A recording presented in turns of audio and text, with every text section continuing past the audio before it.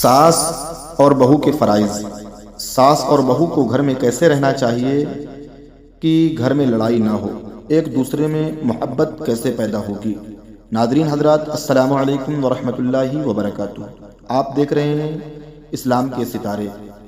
اگر آپ ہمارے چینل میں نئے ہیں تو پہلے اس کو سبسکرائب کر لیں، اسی طریقے کی جانکاری آپ کو حاصل ہوتی رہے گی۔ شروع کرتے ہیں بنا کسی دیر کے۔ ساس کے فرائض۔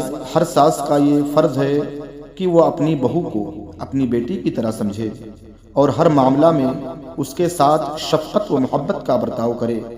اگر بہو سے اس کی کمی یا ناتجربہ کاری کا کوئی وجہ، کوئی غلطی ہو جائے تو طعنہ مارنے اور کوسنے کی بجائے اخلاق و محبت کے ساتھ اس کو کام کا صحیح طریقہ اور ڈھنگ سکھائے اور ہمیشہ اس کا خیال رکھے کہ یہ کم عمر اور ناتجربہ کار لڑکی ہے، اپنے ماں باپ سے جدا ہو کر ہمارے گھر میں آئی ہے، اس لیے یہ گھر اس کے لیے نیا ہے اور اس کا ماحول نیا ہے۔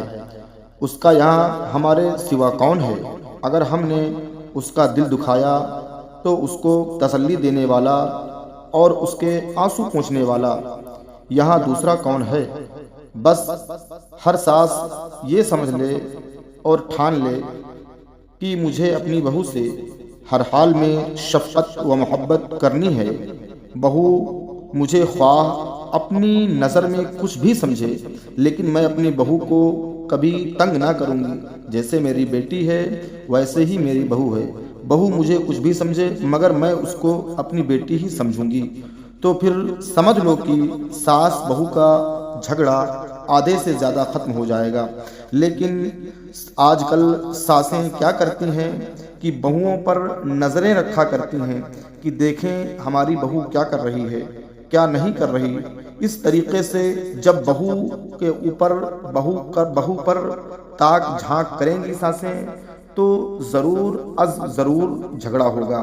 تو اس گھریلو جھگڑے کو مٹانے کے لیے، گھریلو جھگڑے کو دور کرنے کے لیے، ساس بہو کے جھگڑے کو ختم کرنے کے لیے ساس پر لازم ہے کہ اپنے بہو کو اپنی بیٹی سمجھے، اور اگر اس سے کوئی غلطی ہو جاتی ہے تو اس غلطی کو معاف کر دے۔ جب غلطی کو معاف کر دے گی ساس تو بہو بھی خوش ہو جائے گی، اور بہو اپنے ساس کو کبھی ہرگز اپنی ساس کو پریشان نہیں کرے گی۔